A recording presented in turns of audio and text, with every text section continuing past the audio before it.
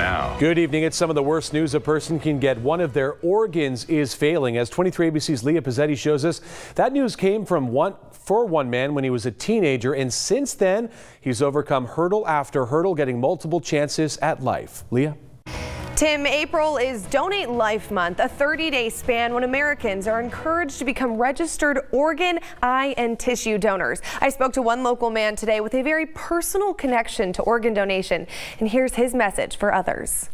This is going to kill you, so you've got to deal with it, and you've got to grow up really fast. At 17 years old, Jelani Polk had found his passion in sports and was looking at scholarships for college. Then that came to a halt. The pediatrician told me that, my kidneys were failing, and he was sorry that this was at the wrong time in my life. Jelani gave up his scholarships, and through the next couple years, it got worse. At 22 years old, this news. You've got to start dialysis, and you need a transplant. That's the only thing that's going to keep you alive. For the next almost 6 years, Jelani spent multiple hours, 3 days a week, hooked up to a dialysis machine that kept him alive, stuck on a 10 to 12-year waiting list for a new kidney. Frustrated with the little life he was living, he chose to go to Las Vegas for his 28th birthday, stopping the dialysis that would ultimately end his life. When you have all that promise taken away, and then you feel like you're confined to something that doesn't really look like a life,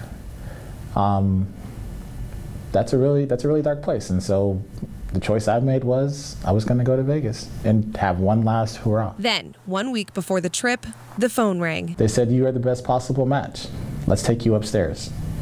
When I woke up the next morning, I was heavily sedated, but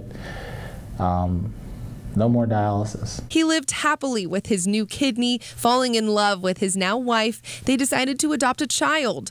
Life was good, but yet again, 4 years later, his kidney failed. That's when his cousin Ronnie stepped in. My first question was, what does he need?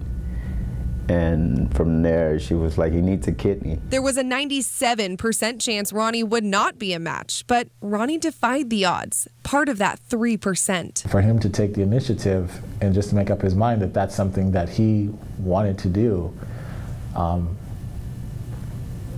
you can't put into words that kind of sacrifice. Now, Ronnie is down a kidney, but Jelani has been given another chance at life. He doesn't know how long this kidney will last, but he doesn't care. 10 years, 2 years, next week. I have too many things to do, so I can't look at, how much time. My job is to simply do as much as I can while I'm still here. While the two usually only laugh together, thinking about their connection to each other brings out different emotions. I would never imagine to be that special to somebody, and I think that's why I cry. Tears of joy as he thinks about his family, his best friend, who now sits by his side because of his own sacrifice. As you drive around town this month, you might notice these flags flying in front of hospitals. They typically fly when someone is either giving or receiving organs, but they'll fly for the whole month of April. In studio, Leah Pizzetti, 23 ABC, connecting you. Leah, thanks for that.